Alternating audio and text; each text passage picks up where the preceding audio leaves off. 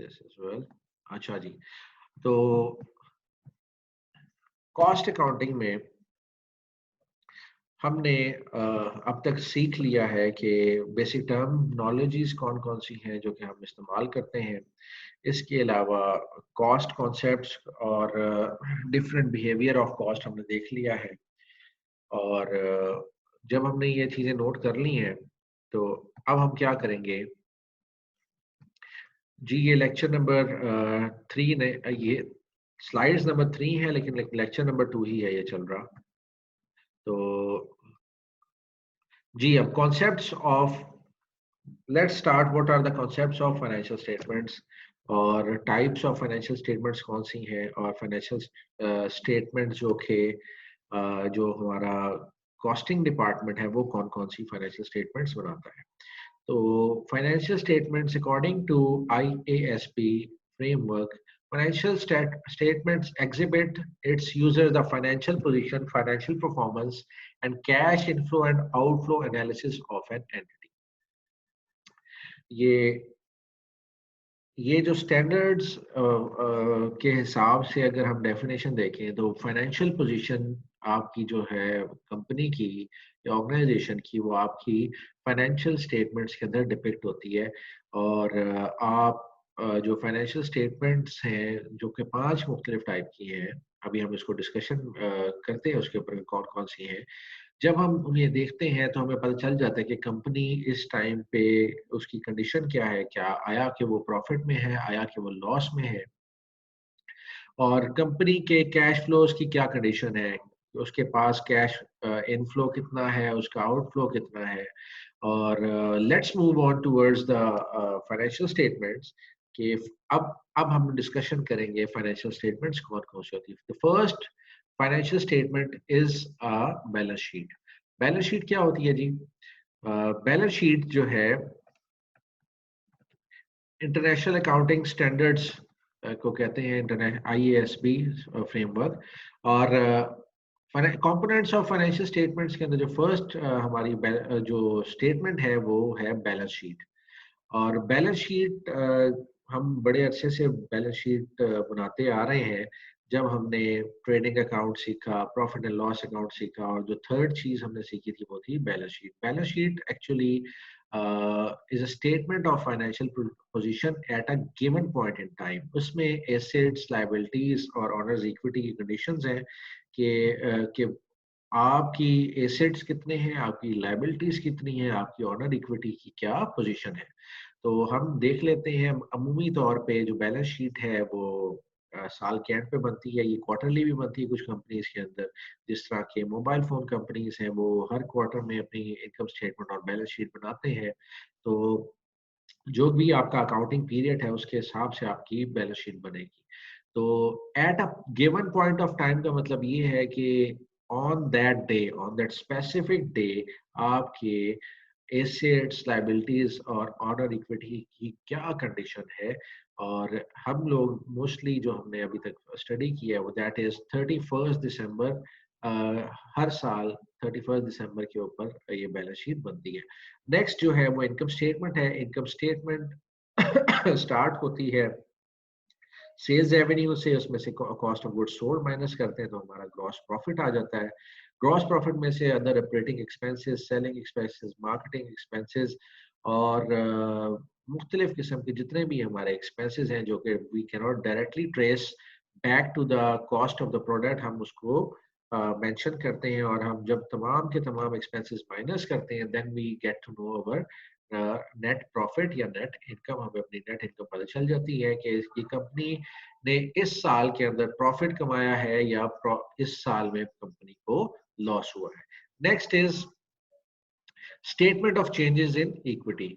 Statement of changes in equity का ताल्लुक जो डायरेक्टली है वो ऑनर्स के साथ है कि ऑनर्स की इक्विटी का क्या अफेक्ट हुआ है इस साल के प्रॉफिट एंड लॉस की वजह से। हम लोग जब सिंपल एक सोल प्रोप्राइटर की जब फाइनल अकाउंट्स बनाते थे तो हम उसका प्रॉफिट को डायरेक्टली ऐड कर देते थे जाके ऑनर्स इक्विटी के अंदर या कैपिटल के अंदर। लेकिन जब कंपनीज की बनती हैं तो कंपनीज की जब इनकम स्टेटमेंट बनती है तो at the end of the income statement जितना भी प्रॉफिट हुआ होता है उसमें से शेयर होल्डर्स को डिविडेंड दिया जाता है। जब शेयर होल्डर्स को डिविडेंड दिया जाता है तो उसके बाद कुछ अमाउंट जो बढ़ जाती है that goes to retained earning. जो रिटेन्ड अर्निंग है वो इंक्लूड कर देते हैं हम लोग ऑनर्स इक्विटी के अंदर। तो that is a simple change कि ऑनर्स इक्विटी के अंदर और जब सिंगल सोल प्रोप्राइटर और कंपनीज की जब हम बैलेंस शीट्स बनाते हैं तो ऑनर इक्विटी किस तरीके से ट्रीटमेंट होती है, उसमें प्रॉफिट रिटेन अर्निंग के नाम से ऐड होता है और सोल प्रोप्राइटर में प्रॉफिट जो है वो प्रॉफिट के नाम से ऐड होता है। नेक्स्ट है जी cash flow statement. Cash flow statements बताता है कि आपको कैश इनफ्लो कितना हुआ है और कैश आउटफ्लो कितना है। और कैश इनफ्लो और आउटफ्लो का मतलब ये है कि आपको बैलेंस शीट में या इनकम स्टेटमेंट में जितना भी कैश नजर आ रहा होगा एक्चुअल कंडीशन कैश की वो नहीं होगी। सपोज अगर आपको 1 लाख रुपया कैश शो करवा रहा है तो इसका मतलब ये नहीं कि आपके पास 1 लाख रुपया है। 1 लाख में से शायद आपके पास कम हो सकते हैं या उसके ऊपर अंदर आपके पास ज्यादा पैसे हो सकते हैं। तो ये स्टेटमेंट ऑफ कैश फ्लोज हमें एक्चुअल कंडीशन दिखाता है कि असल में हमारे पास कंपनी के पास कैश कितना मौजूद है। नेक्स्ट है जी हमारे notes. Mostly these foot notes या नोट्स जिसे हम कहते हैं ये हमारी कंपनी की अकाउंटिंग पॉलिसीज को डिफाइन करते हैं। कुछ डिस्क्लोजर्स हैं और कैलकुलेशंस जो हमने की हैं या कोई फिगर हमने कहाँ से लेके आए हैं वो उनको डिपेक्ट करते हैं और ये हमारे जो ऑडिटर्स हैं ये उनके लिए बड़ी मददगार होती है। और नेक्स्ट है जी ये थी हमारी फाइनेंशियल स्टेटमेंट्स कौन कौन सी हैं। नेक्स्ट है जी forms of business entities. 3 different forms of business entities हैं। एक मैन्युफैक्चरिंग कंसर्न्स है। Manufacturing concerns are those concerns which manufacture their own product। वो रॉ मटेरियल खरीदती हैं and they convert these raw materials into finished products by adding some value in it। Means के raw material को जब finish goods में convert किया जाता है तो उसकी वैल्यू ऑब्वियसली बढ़ जाती है। इसके अलावा second type of businesses are trading concerns जो इधर का सामान उधर सेल करती हैं। मीन्स के शालमी से सामान लेके आके अगर मैं मॉडल टाउन में सेल करना चाहूँ तो I am a trading concern या ट्रेडिंग एंटिटी कहेंगे। इसके अलावा सेपरेटली सर्विसेज एंटिटीज हैं। सर्विसेज की एग्जांपल ये ले सकते हैं कि डॉक्टर्स हैं they are providing their services. इसके अलावा टीचर्स हैं लेक्चरर्स हैं we are only providing our services we are not selling anything which you can see और टच। हम लोग ऐसी चीज नहीं बेचते जिसकी टेंजिबल एग्जिस्टेंस है। We are providing our services. तो ये 3 डिफरेंट टाइप्स ऑफ बिजनेसेस हैं। इसके बाद कॉस्ट अकाउंटिंग के अंदर मोस्टली जो हम कॉस्टिंग करते हैं दीज आर ऑफ इन्वेंट्रीज। अब इन्वेंट्री की ट्रीटमेंट किस तरीके से की जाती है कॉस्ट अकाउंटिंग में और इन्वेंट्री को क्या मुकाम हासिल है, जब हम ये लेक्चर ले लेंगे तो we will have an idea कि what we are going to do with it and what we are dealing with. तो इन्वेंट्री है it is the cost held in materials and supplies work in process and finished goods that will provide economic benefits in future। It is also known as stock। अच्छा जी इसको समझाने के लिए इस statement को समझाने के लिए मैं सिंपल सी एक आपको एग्जांपल देता हूँ कि एक फैक्ट्री है। एक फैक्ट्री के अंदर मैंने सपोज किया कि 1 साल से वो फैक्ट्री चल रही है और उस फैक्ट्री के अंदर हर डेली प्रोडक्शन होती है और डेली का सामान बिकता है। ठीक है, तो अब क्या होता है कि अब नया मंथ स्टार्ट हुआ है तो मैंने अपने स्टॉक की कंडीशन चेक की तो मुझे पता चला कि मेरे पास रॉ मटेरियल की काफी ज्यादा सप्लाई है। और अगर मैं सपोज मैं आपको एग्जांपल देता हूँ एक टी शर्ट्स मैन्युफैक्चरिंग हम लोग करते हैं। तो टी शर्ट्स के लिए मैंने रॉ मटेरियल खरीदा हुआ है, मैंने उसके लिए धागा खरीदा हुआ है, मैंने बटन्स खरीदे हुए हैं, मैंने कपड़ा खरीदा हुआ है। तो ये रॉ मटेरियल मेरे पास कोई मैंने 10 लाख रुपए का पिछले महीने खरीदा था, तो आज मेरे पास 5 लाख रुपए का, अगर मैंने चेक किया है, तो मेरे पास रॉ मटेरियल 5 लाख रुपए का कंज्यूम हो चुका है और 5 लाख का अनटच्ड पड़ा है, मैंने अभी तक उसके ऊपर काम नहीं किया, वो मेरे पास स्टॉक में पड़ा हुआ है। तो मेरे पास जो रॉ मटेरियल जिसके ऊपर अभी तक मैंने कोई काम शुरू नहीं किया, जिसको मैं इस कोई ऐसा काम शुरू नहीं किया जिससे मैं इस रॉ मटेरियल को फिनिश गुड्स या के एक फाइनल प्रोडक्ट के अंदर कन्वर्ट कर सकूं, तो ये इस मटेरियल को मैं कहूंगा अपना रॉ मटेरियल। ये रॉ मटेरियल मेरे पास स्टोर में पड़ा हुआ है। इसके बाद मैं अपनी वर्कशॉप में जाता हूँ, तो वर्कशॉप में देखता हूँ कि मेरी एक टीम में जो कि इसको कटिंग करती है, उसने काफी ज्यादा कपड़ा कट करके रखा हुआ है। उसने कट करके रखा हुआ है और वो उस कपड़े की वर्थ में लगाता हूँ तो पता चलता है कि वो 2 लाख रुपए का कपड़ा जो है उन्होंने काट के रखा हुआ है और नेक्स्ट डिपार्टमेंट के अंदर वो उसकी स्टिचिंग होती है और फाइनल प्रोडक्ट वो बना देते हैं। तो सेकंड जो डिपार्टमेंट है मेरा, उसमें उसको मैं कहूँगा वर्क इन प्रोसेस। ठीक है जी। सेकंड और थर्ड डिपार्टमेंट में जब तक ये प्रोडक्ट मेरा फिनिश होके फाइनल प्रोडक्ट की शेप नहीं ले लेता, तब तक ये जो मटेरियल है सारा का सारा ये वर्क इन प्रोसेस होगा। इसमें कुछ ऐसी शर्ट्स भी हो सकती हैं जिनकी सिर्फ कटिंग हुई हुई है। इसमें ऐसी शर्ट्स भी हुई हुई हैं जिसकी स्टिचिंग भी होगी लेकिन उनके कॉलर लगने वाले हैं या उनके स्लीव्स लगने वाली हैं। तो जब तक ये फिनिश गुड्स के अंदर कन्वर्ट नहीं होते, यानी कि एक कंप्लीट शर्ट मुझे प्रोड्यूस होके नहीं मिलती, देन तब तक ये मटेरियल जो है, ये मेरा raw material, that will be considered as work in process. तो दो तरह की इन्वेंट्रीज हो गई। एक मेरे पास रॉ मटेरियल की इन्वेंट्री है, एक वो इन्वेंट्री है जिसके ऊपर अभी काम हो रहा है, और इसके बाद एक और इन्वेंट्री आती है जो कि मैंने अभी उस वो काम कंप्लीट हो गया है और अब फिनिश्ड गुड्स बन चुके हैं। तो ये 3 डिफरेंट टाइप्स की इन्वेंट्रीज हैं। एक रॉ मटेरियल की इन्वेंट्री है जो कि कपड़े की सूरत में है, धागे की सूरत में है। उसके बाद नेक्स्ट जो वर्किंग प्रोसेस की इन्वेंट्री है वो आधी आधी शर्ट्स बनी हुई है, किसी का कॉलर नहीं लगा हुआ, किसी के स्टिचिंग नहीं हुई हुई, किसी की स्टिचिंग हुई हुई है तो उसका बाजू नहीं लगे हुए, उसके बटन नहीं लगे हुए। तो these are all included in work in process. और जो फिनिश गुड्स की इन्वेंट्री होगी वो ऐसी इन्वेंट्री है जो कि तमाम प्रोसेसेस से गुजरने के बाद एक फाइनल प्रोडक्ट की शेप ले लेती है। तो these 3 are considered as inventories. तो ये 3 डिफरेंट टाइप्स ऑफ इन्वेंट्रीज है। इस इन्वेंट्री की दूसरी फॉर्म अगर हम लेना लफ्ज इस्तेमाल करना चाहें तो इसको हम स्टॉक भी कहते हैं। इन्वेंट्री की कैलकुलेशन हमने सीखनी है आज के लेक्चर के अंदर कि इस इन्वेंट्री को हम किस तरीके से कैलकुलेट कर सकते हैं। खैर, लेट्स मूव ऑन फर्दर। तो इन्वेंट्री के अंदर हम देखते हैं कि 3 डिफरेंट टाइप्स ऑफ कंपनीज या कंसर्न्स के हिसाब से इन्वेंट्रीज इसकी क्या क्या हो सकती है। मैन्युफैक्चरिंग कंसर्न्स के अंदर ये जो सॉरी 3 टाइप्स की इन्वेंट्रीज हैं, मटेरियल की, रॉ मटेरियल की, वर्क इन प्रोसेस की और फिनिश गुड्स की। ये 3 इन्वेंट्रीज 3 टाइप्स की होती हैं।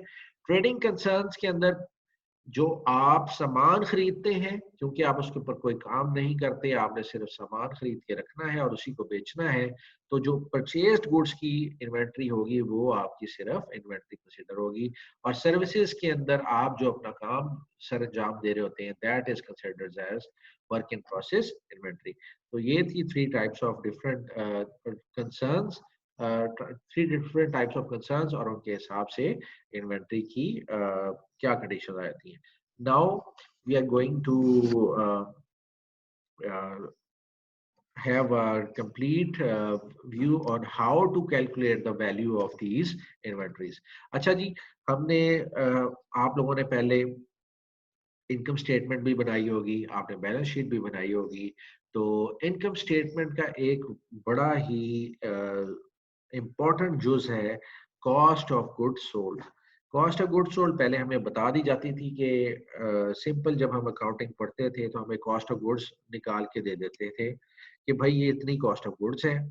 अब राइट नाउ हम उसको डिटेल से पढ़ेंगे और हम देखते हैं कि कॉस्ट ऑफ गुड्स सोल्ड असल में जब हमारे पास 3 टाइप्स की डिफरेंट इन्वेंटरीज होती हैं तो उसको हम कैलकुलेट कैसे किया जा सकता है। तो ये लाजमी आपने मद्देनजर रखना है और इसको लाजमी सोचना है कि हमारे पास 3 डिफरेंट टाइप्स की इन्वेंटरीज है, क्योंकि these inventories are very important और इसी की हमने कैलकुलेशंस करनी है। तो लेट्स गो फर्दर। और अब हमारे पास cost of goods sold statement हम बनाएंगे। Cost of goods sold statement as itself इतनी कोई मुश्किल चीज नहीं है। इसमें सबसे पहले हमने एंटिटी का नाम लिखना है कि किस कंपनी के लिए हम लोगों ने कॉस्टिंग करनी है, cost of goods sold statement बनानी है। नेक्स्ट हमने स्टेटमेंट का नाम लिखा, cost of goods sold statement, और उसके बाद हमने जिस साल की हम कॉस्ट ऑफ गुड्स सोल्ड बना रहे हैं, हमने उस साल का मेंशन कर दिया कि ये इस साल की हम लोग कॉस्ट ऑफ गुड्स सोल्ड बना रहे हैं। तो इसको हम 3 से 4 हिस्सों में डिवाइड करेंगे। अच्छा जी, अब वो किस तरीके से हम डिवाइड करेंगे? फर्स्ट ऑफ ऑल मैं आपको फर्स्ट जो पोर्शन है हमारा वो हम देखते हैं, that is first of all जो हमारे पास जो पोर्शन है हम उसको देखते हैं, डायरेक्ट मटेरियल कंज्यूम्ड। ये पोर्शन हमारी कैलकुलेशन करके देता है कि हमने अपना डायरेक्ट मटेरियल कितना खरीदा और हमने उसको इस्तेमाल कितना किया। तो फर्स्ट पोर्शन के अंदर हम लोग सबसे पहले हमारे पास है ओपनिंग इन्वेंट्री।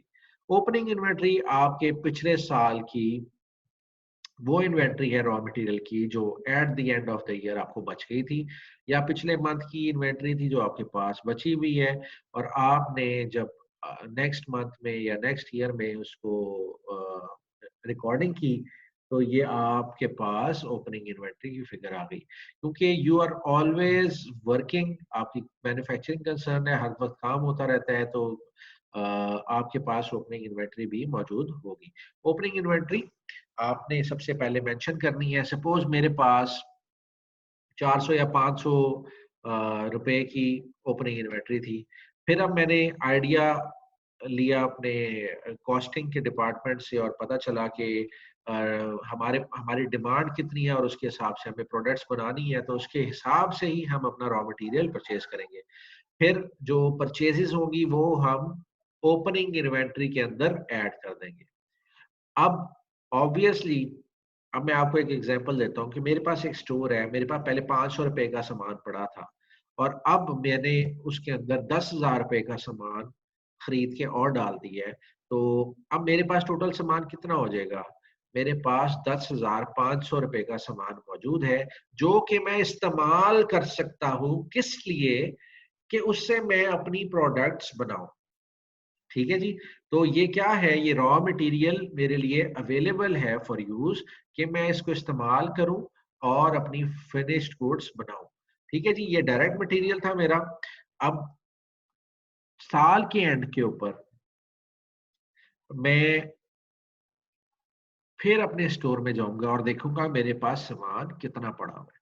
तो पता चला मेरे पास 200 रुपए का सामान मौजूद था। अब मैं क्या करूंगा? अब मैंने क्या करना है? मैंने ये करना है कि मैंने आइडिया लगाना है कि मैंने इस साल में कितना रॉ मटेरियल इस्तेमाल कर लिया। अगर यहाँ पे मैं फिगर्स लिखता हूँ, सपोज यहाँ पे 500 थी,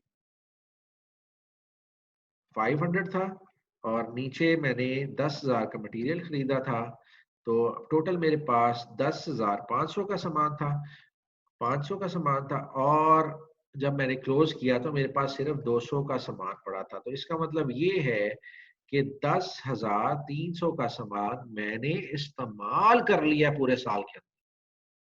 ये वो सामान है जो कि या तो अब वर्क इन प्रोसेस में है, या फिनिश गुड्स प्रोडक्ट बन के सेल हो चुका है, या फिनिश गुड्स के अंदर पड़ा। खैर, अब इस सामान के अंदर क्योंकि मैं cost of goods sold statement बना रहा हूं, मैंने अपने आइडियाज जो है देखना है कि मेरी कॉस्ट्स कहाँ कहाँ पे इनकर हुई है। नेक्स्ट अब मैं क्या करूंगा? I will add direct labour. Direct labour suppose मैंने डायरेक्ट लेबर लगाई थी इस पूरी प्रोडक्शन के इसको कन्वर्ट करने में, पूरे अपने प्रोडक्शन प्रोसेस के अंदर मैंने जो डायरेक्ट लेबर लगाई वो 10,000 थी। तो इन दोनों को जब मैं ऐड करूंगा तो मेरी प्राइम कॉस्ट निकल के आ जाएगी। प्राइम कॉस्ट मेरी कितनी है? 20,300। तो 20,300 जो है वो हमारी प्राइम कॉस्ट है। और फर्स्ट लेक्चर को अगर याद करें, direct material plus direct labour is equal to हमारी प्राइम कॉस्ट। प्राइम कॉस्ट के बाद मैंने फैक्ट्री ओवरहेड लगाना है कि जो इसको मैन्युफैक्चरिंग करते हुए जो मेरी एक्सपेंसेस हुए हैं, सपोज वो 5,000 के हुए हैं, तो मैंने 5,000 इसमें ऐड किया, तो टोटल फैक्ट्री कॉस्ट मेरी आ जाएगी 25,300। तो ये मेरी टोटल फैक्ट्री कॉस्ट थी कि टोटल फैक्ट्री के अंदर जो मैंने रॉ मटेरियल कंज्यूम किया और लेबर लगाई और फैक्ट्री ओवरहेड जो टोटल इसके अंदर ऐड हो रहा है, ये मेरा टोटल फैक्ट्री कॉस्ट निकाल के कैलकुलेट करके दे देगा। अब ये टोटल फैक्ट्री कॉस्ट के बाद जो हमारी ओपनिंग, ये जो वर्क इन प्रोसेस और क्या कहते हैं फिनिश गुड्स के अंदर हम लोगों को अपनी दोबारा जो लेबर एलोकेट की हुई है, जो काम कर रही है, या फैक्ट्री की कॉस्ट है, हमें दोबारा शामिल करने की जरूरत नहीं है। ये एक दफा ही हम लोग डायरेक्ट लेबर और फैक्ट्री ओवरहेड इसमें ऐड कर देते हैं। अच्छा जी, अब मेरे पास एक टोटल फैक्ट्री कॉस्ट आ गई। इसके बाद मैं क्या करूंगा? मैं देखूंगा कि लास्ट ईयर की क्लोजिंग फिनिश गुड्स इन्वेंट्री या इस साल की opening finished opening work in process की इन्वेंट्री कितनी थी। तो पता चलता है जनाब वो वर्क इन प्रोसेस की इन्वेंट्री मेरी 2,000 थी। वो मैंने इसमें ऐड करनी है, तो मेरे पास निकल के आ जाएगी, क्या आ जाएगी? 27,300। अब 27,300 में से मैं निकाल दूंगा मेरे फिनिश गुड्स के, मैंने क्लोजिंग, सॉरी फिनिश गुड्स का मैं बार बार नाम ले रहा हूँ, क्लोजिंग वर्क इन प्रोसेस की इन्वेंट्री मेरी कितनी है। मैं उसको, सपोज वो 5,000 थी, मैंने उसको माइनस कर देना है, तो मेरे पास total cost of goods manufactured निकल आएगा, जो कि 22,300 के करीब है। ये तमाम फिगर्स मैं सिर्फ सपोज कर रहा हूँ, और इसको जब हम सवाल करेंगे तो अल्टीमेटली हम तमाम की तमाम चीज़ें ये इस्तेमाल करेंगे, और जब हम इसको इस्तेमाल करेंगे तो हमें पता चल जाएगा कि कौन सी वैल्यूज कहाँ पर हमने पुट करनी है। खैर, कॉस्ट ऑफ गुड्स मैन्युफैक्चर्ड आ जाएगा कि हमने इतना सामान बनाया है। क्या ये किस तरीके से निकला? हमें हमें टोटल फैक्ट्री कॉस्ट पता थी, हमने ओपनिंग वर्क इन प्रोसेस देखा कि वर्क इन प्रोसेस के अंदर कितना सामान था, तो जब हमने उसको ऐड कर दिया तो हमारे पास टोटल कॉस्ट आ गई उस सामान की जो कि मैन्युफैक्चर होगा। ठीक है, उसमें से हमने वो सामान निकाल दिया जो कि वर्क इन अभी भी प्रोसेस के अंदर है। तो इसका मतलब ये है कि हमारे पास वो चीज या वो अमाउंट आ गई है कि इतने का सामान हम मैन्युफैक्चर कर चुके हैं। कॉस्ट ऑफ गुड्स मैन्युफैक्चर्ड की अमाउंट हमारे पास निकल के आ गई, जो कि 22,300 की है। इसमें से हम ओपनिंग फिनिश गुड्स इन्वेंट्री को लेस करेंगे। जब ओपनिंग फिनिश गुड्स इन्वेंट्री को हम लेस कर देंगे तो हमारे पास निकल के आएगा cost of goods to be sold, कि ये वो उस सामान की कॉस्ट है जो कि हम सेल कर रहे हैं।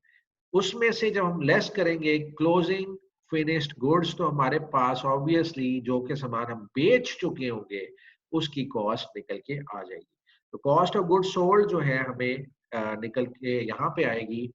और मैंने आपको कहा था इसके 4 पोर्शंस हैं। तो first portion consist of direct material, opening plus purchases less closing. ठीक है जी। सेकंड पोर्शन जो है हम लोगों ने उसमें ऐड है डायरेक्ट लेबर, और उसके अंदर हम ऐड करेंगे फैक्ट्री ओवरहेड। ये 2 पोर्शन है, टू पार्ट्स हो गए। इसके बाद वर्क इन प्रोसेस की जो है इन्वेंट्री ओपनिंग ऐड करेंगे और क्लोजिंग को लेस करेंगे, ये थर्ड पोर्शन हो गया। और आखिर में हम लोग ओपनिंग फिनिश गुड्स को ऐड करेंगे और क्लोजिंग फिनिश्ड गुड्स की इन्वेंट्री को हम लेस करेंगे। तो तमाम की तमाम जो पार्ट्स हैं, इसमें 3 पार्ट्स तो हम लोग पहले पढ़ चुके हैं। और फर्स्ट पार्ट जो है, सेकंड पार्ट जो है हम लोग लेक्चर नंबर 1 में देख चुके हैं कि डायरेक्ट मटेरियल और डायरेक्ट लेबर को ऐड करें तो प्राइम कॉस्ट बनती है। प्राइम कॉस्ट में अगर फैक्ट्री ओवरहेड ऐड करें तो हमारी टोटल फैक्ट्री कॉस्ट बन जाती है। तो फैक्ट्री के अंदर क्या होता है जी, आप कन्वर्ट करते हैं रॉ मटेरियल को फिनिश गुड्स के अंदर। Raw material, work in process और फिनिश गुड्स, इसके अंदर इन तीनों के अंदर सेम स्टेप्स इंक्लूडेड हैं। सबसे पहले आप ओपनिंग इन्वेंट्री लेंगे।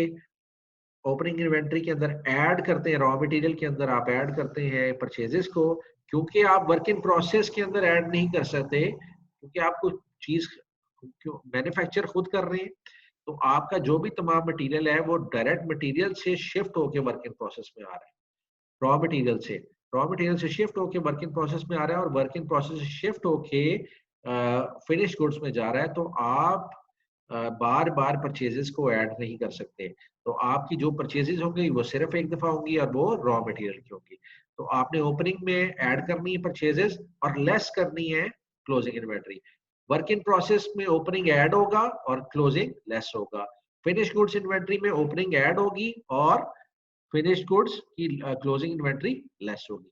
तो ये थी जी तमाम ट्रीटमेंट, और ये इस तरीके से हम बनाएंगे अपनी cost of goods sold statement. और इसके बाद 6 एलिमेंट्स हैं जी कॉस्ट के। मटेरियल एंड सप्लाईज आती हैं, लेबर आता है, फैक्ट्री ओवरहेड है, material and supplies, work in process और फिनिश्ड गुड्स। खैर ये तो सिंपली 6 की टर्म्स थी। और ये था जी आज का आपका बेसिकली लेक्चर जो मैं आपको देना चाह रहा था। और इसके अंदर ये छोटी छोटी सी तमाम कैलकुलेशंस की हुई है।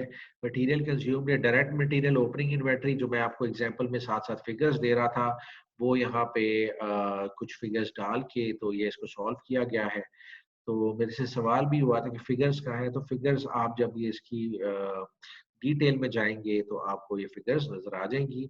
डायरेक्ट मटेरियल कंज्यूम का सेपरेट पार्ट बनाया हुआ है, और उसके बाद प्राइम कॉस्ट का सेपरेट पोर्शन बनाया। प्राइम कॉस्ट के बाद टोटल फैक्ट्री कॉस्ट का सेपरेट पोर्शन बना के आपको दिखाया गया है कि कौन कौन सी जो कॉस्ट है कहाँ कहाँ पे एलोकेट करती है। फैक्ट्री ओवरहेड की कॉस्ट के अंदर indirect material, indirect labour, electricity bill, rent of factory है, depreciation of plant and machinery है।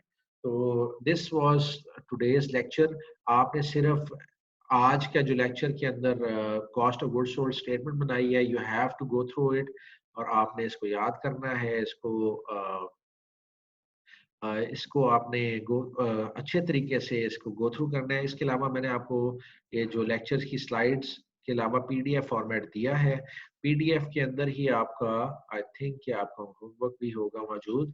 तो हाँ जी, ये क्वेश्चंस दिए हैं, क्वेश्चन नंबर 1, और इसका सोल्यूशन भी दिया है क्वेश्चन नंबर 2 का। तो क्वेश्चन नंबर 3 भी दिया है, साथ में सोल्यूशन दिया है। और आपको 4 सवाल इसमें दिए हैं विद सॉल्यूशन। तो आपसे मेरी रिक्वेस्ट ये है कि आप simply go through it these questions. Solution आपने खुद निकालने हैं, और आप you just have to tally those answers with your answers. तो जहाँ पे गलती होगी तो आपकी गलती आप उसको पकड़ सकते हैं। Just do the practice of this session, और फिर इंशाल्लाह नए सेशन में, नई क्लास में आपसे अगर आपके पास कोई सवालात हैं तो you can ask me now. ठीक है जी।